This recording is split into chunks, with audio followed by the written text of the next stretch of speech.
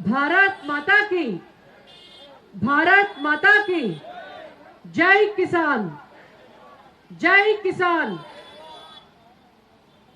కొత్తగా ఏర్పడ్డటువంటి కాంగ్రెస్ పార్టీ రైతులకు వ్యతిరేకంగా తీసుకుంటున్నటువంటి నిర్ణయాలు, రైతు హామీలను అమలు చేయకుండా మోసం చేస్తున్నందుకు నిరసనగా భారతీయ జనతా పార్టీ ప్రజాప్రతినిధుల 24 గంటల నిరసన నిరాహార దీక్షకు అధ్యక్షత వహిస్తున్నటువంటి శాసనసభ పక్ష నేత శ్రీ ఏలేటి మహేశ్వర్ రెడ్డి గారికి, మల్కాజ్గిరి ఎంపీ మాజీ మంత్రివర్యులు పెద్దలు శ్రీ ఈటల రాజేందర్ గారికి, ఆదిలాబాద్ ఎంపీ పెద్దలు నగేష్ గారికి, శాసనసభ్యులు పైడి రాకేష్ రెడ్డి గారికి, హరీష్ గారికి, రామారావు పటేల్ గారికి, కిసాన్ మోర్చా భారతీయ జనతా పార్టీ అధ్యక్షులు కొండపల్లి శ్రీధర్ రెడ్డి గారికి, భారతీయ జనతా పార్టీ రాష్ట్ర ప్రధాన కార్యదర్శి అలాగే కిసాన్ మోర్చా ఇన్ఛార్జ్ గుజ్జుల ప్రేమేందర్ రెడ్డి గారికి, కిసాన్ మోర్చాకు సంబంధించినటువంటి రాష్ట్ర కమిటీ మరియు జిల్లాల మండలాల నుంచి వచ్చినటువంటి నాయకులు, సభ్యులు, భారతీయ జనతా పార్టీ వివిధ మోర్చాల అధ్యక్షులు, కమిటీ సభ్యులు, రాష్ట్ర పదాధికారులు, హైదరాబాద్ జిహెచ్ఎంసీ కార్పొరేటర్లు, భారతీయ జనతా పార్టీ నాయకులు, కార్యకర్తలు, మీడియా మిత్రులందరికీ కూడా పేరు పేరున నమస్కారం। మరొకసారి జై కిసాన్, జై కిసాన్। ఇవాళ రైతులు ఎంత గోసపడుతున్నారు తెలంగాణ రాష్ట్రంలో అనేది గత 10 సంవత్సరాల కాలంలో పొయ్యి మీద ఉంటే ఇవాళ పెనం మీద పడ్డట్టుగా వాళ్ళ బ్రతుకులు తయారైనవి అనడానికి ఈరోజు గ్రామాలకు పోతుంటే కనిపిస్తున్నటువంటి పరిస్థితి।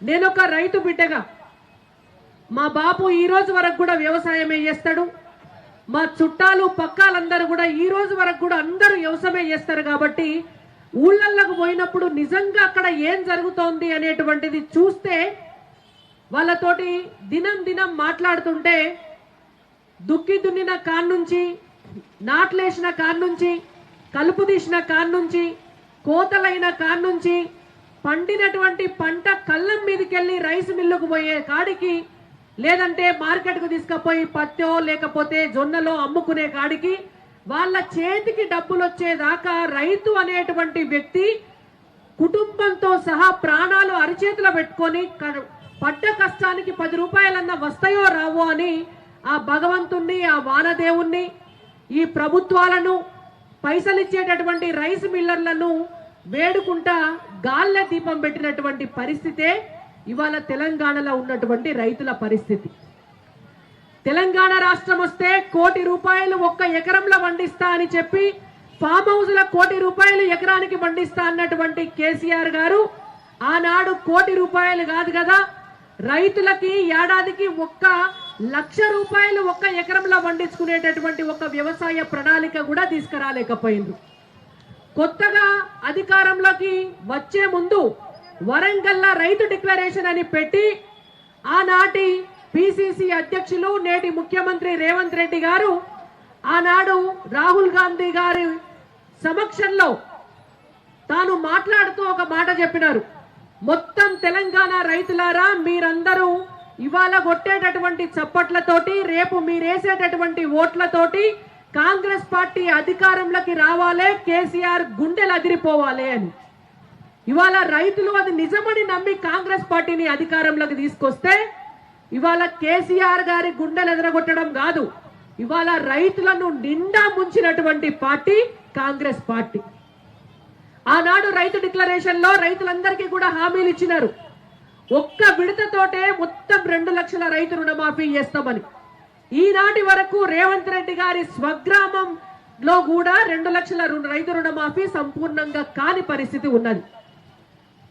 భారతీయ జనతా పార్టీ ఆఫీసులో రైతుల కోసం ఒక రైతు సహాయ కేంద్రాన్ని మా కిసాన్ మోర్చా ఆధ్వర్యంలో పెడితే ఒక రోజు నేను కూడా ఆడ కూర్చొని ఒక 4 ఫోన్ కాల్స్ మాట్లాడిన. అసలు రైతులు ఏ విధంగా స్పందిస్తున్నారు, వాళ్ళ సమస్య ఏమున్నది అని. వచ్చిన ప్రతి ఫోన్ కాల్ కూడా ఏ ఒక్క ఊర్లో కూడా 100% రైతు రుణమాఫీ జరగలే. ఎందుకు జరగలేదన్నా మీకు అంటే వాళ్ళు చెప్తున్నారు, బ్యాంకుకు పోతే మా బ్యాంకులో మాకు సంబంధించినటువంటి ఇన్స్ట్రక్షన్స్ ఏమీ రాలేదు రైతు రుణమాఫీకి సంబంధించి అని. ఇంకొక రైతును అడిగితే మీ నెంబరే ఇక్కడ లేదు, మాకు మీతోటి సంబంధం లేదు, మీరు పైసలు కట్టాల్సిందే, మేము రుణమాఫీ చెయ్యము అని.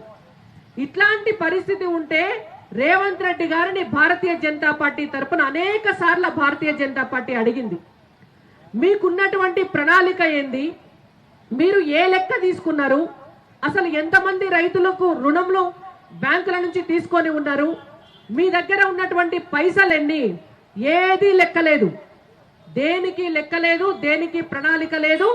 ఇవాళ రుణమాఫీ చేస్తున్నామని చెప్పి మీదికి కొన్ని పైసలు రిలీజ్ చేసి దాన్ని మళ్ళా బీఆర్ఎస్ పార్టీ ఎట్లయితే 10 ఏళ్లు కొనసాగించిందో ఇవాళ కాంగ్రెస్ పార్టీ కూడా అట్లనే కొనసాగించి రైతులను నిండా ముంచి ఇవాళ 2 లక్షల రుణమాఫీ జరగకుండా వాళ్ళకి కొత్త రుణాలు రాకుండా రైతులను మోసం చేసినటువంటి పార్టీ కాంగ్రెస్ పార్టీ. వీళ్ళు హామీలు ఇచ్చినారు, నకిలీ విత్తనాలు, నకిలీ ఎరువులు ఇవేవి కూడా సప్లై కాకుండా ఒక కొత్త చట్టం తీసుకొస్తాం అధికారంలోకి వస్తే అని రైతు డిక్లరేషన్ లో వరంగల్ లో చెప్పినారు.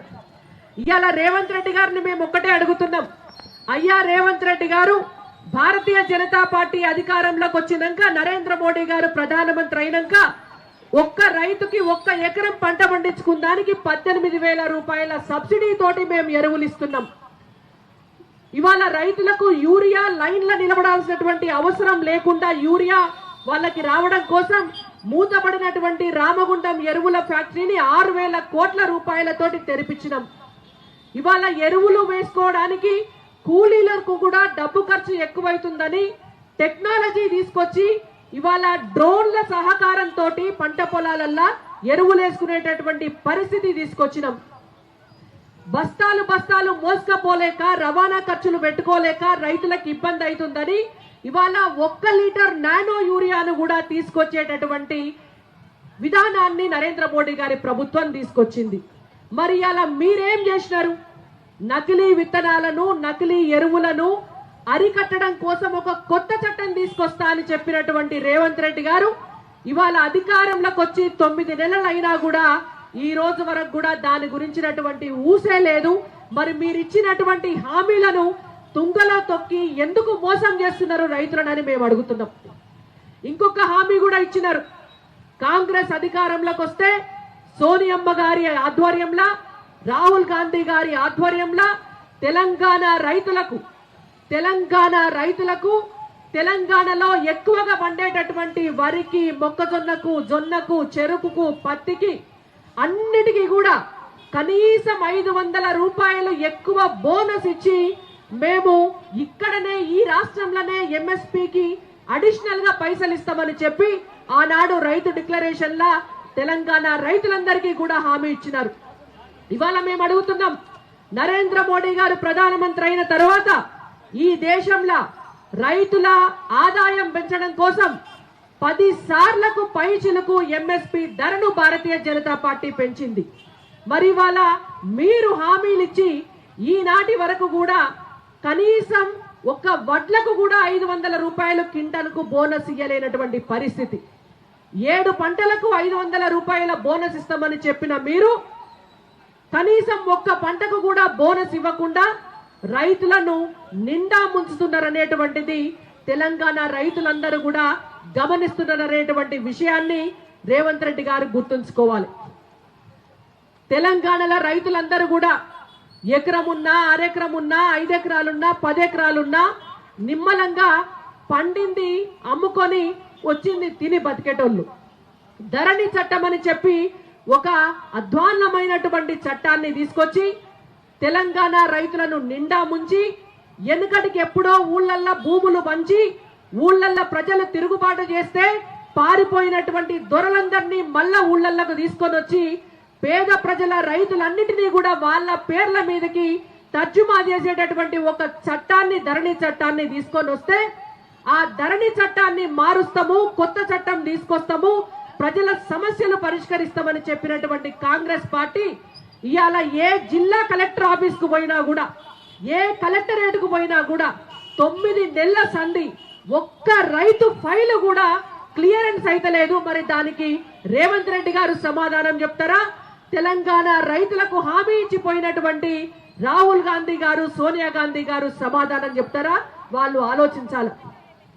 ఇవాళ ఒక కొత్త చట్టం తీసుకొస్తామంటారు, తీసుకురాకపోతే ఇవాళ రైతులకు సంబంధించినటువంటి సమస్యల పరిష్కారం కోసం, ఎంఎస్పి ధరల నిర్ణయం కోసం, రైతులకు మార్కెటింగ్ సదుపాయాల కోసం ఇవాళ కొత్త రైతు కమిషన్ ని ఏర్పాటు చేస్తామని చెప్పినారు. ఎవరికన్నా కనబడ్డదన్న రైతు కమిషన్? తెలంగాణ రాష్ట్రంలో వేసిండ్రా రైతు కమిషన్? ఇవాళ రైతు కమిషన్ ఊసులేదు. మనం పోయి అడుగుతుంటారు కావచ్చు, నేనెప్పుడు చెప్పినా రైతు కమిషన్ అని. ఇవాళ అబద్ధాలు చెప్పుడు నేర్చుకొని 6 గ్యారెంటీలను అటకెక్కించి రైతులకు ఇచ్చినటువంటి హామీలన్నిటినీ కూడా తుంగలో తొక్కి రైతు కమిషన్ అనేటువంటి హామీని కూడా మర్చిపోయినటువంటి దగుల్బాజీ ప్రభుత్వం ఈ కాంగ్రెస్ పార్టీ ప్రభుత్వం. రైతులందరికీ చెప్తిరి 15,000 రూపాయలు రైతు భరోసా ఇస్తాం, రైతు కూలీలకు 12,000 ఇస్తాం, ఉపాధి హామీ పథకంతో లింకప్ చేస్తాం, ఉపాధి హామీ పథకంలో రిజిస్టర్ చేసుకున్నటువంటి కూలీలందరినీ కూడా 12,000 రూపాయలు సంవత్సరానికి ఇస్తాం, వాళ్ళను రైతు కూలీలుగా గుర్తిస్తామని. ఈనాటి వరకు కనీసం ఉపాధి హామీ పథకంలో ఉన్నటువంటి వాళ్ళ లిస్ట్ అన్న తీసుకున్నారా మీరు అని మేము రేవంత్ రెడ్డి గారిని అడుగుతున్నాం. ఎంత మంది ఉంటారు, దానికి ఎన్ని పైసలు ఖర్చు అవుతాయి, ఆ పైసలు మీరు ఎక్కడికి వెళ్ళి తీసుకొస్తారు, రైతులకు ఎట్లా ఇస్తారు, రైతు కూలీలకు ఎట్లా ఇస్తారు, ఏమన్నా ప్రణాళిక మీ దగ్గర ఉన్నదా అని మేము రేవంత్ రెడ్డి గారిని అడుగుతున్నాం. ఏదీ లేదు. వట్టి మాటలు మాట్లాడమంటే తెల్లారి లేస్తే భారతీయ జనతా పార్టీని తిట్టాలి, తెల్లారి లేస్తే నరేంద్ర మోడీ గారిని తిట్టాలి, తెల్లారి లేస్తే 6 గ్యారెంటీలను అటకెక్కించి డైవర్షన్ పాలిటిక్స్ చేయడంలో నెంబర్ 1 గా ఉన్నారు తప్పితే ఈ కాంగ్రెస్ పార్టీ ఈ రోజు వరకు కూడా రైతుల సంక్షేమం కోసం ఎక్కడా కూడా ఆలోచిస్తలేదు అనేటువంటిది ఇవాళ మనకు కళ్ళకు కనబడుతున్నటువంటి అంశం. కాబట్టి రేవంత్ రెడ్డి గారికి భారతీయ జనతా పార్టీ తరపున మేము ఒకటే డిమాండ్ చేస్తున్నాం, మీరు రైతులను ఇట్లనే మోసం చేస్తే భారతీయ జనతా పార్టీగా మా పార్టీ రాష్ట్ర అధ్యక్షులు కిషన్ రెడ్డి గారి ఆధ్వర్యంలో, మా పార్టీ ప్రజాప్రతినిధుల ఆధ్వర్యంలో మేము చూస్తూ ఊరుకోము. ఖచ్చితంగా రేవంత్ రెడ్డి గారి ప్రభుత్వం మెడలు వంచైనా సరే మీరిచ్చినటువంటి రైతు భరోసా కావచ్చు, రైతు కమిషన్ కావచ్చు, కొత్త చట్టం కావచ్చు, మీరు పెంచాల్సినటువంటి ఎంఎస్పీకి ఇవ్వాల్సినటువంటి అదనంగా ఇవ్వాల్సినటువంటి మద్దతు ధర కావచ్చు, వాటన్నిటి కోసం తెలంగాణ రైతుల పక్షాన మేము పోరాటం చేస్తామని చెప్పి మరొకసారి కాంగ్రెస్ పార్టీని హెచ్చరిస్తూ నాకు ఈ అవకాశం ఇచ్చినటువంటి ఏలేటి మహేశ్వర్ రెడ్డి గారికి, కిసాన్ మోర్చా నాయకులందరికీ కూడా ధన్యవాదాలు తెలియజేస్తూ భారత్ మాతాకి, భారత్ మాతాకి జై కిసాన్, జై కిసాన్. ధన్యవాదాలు.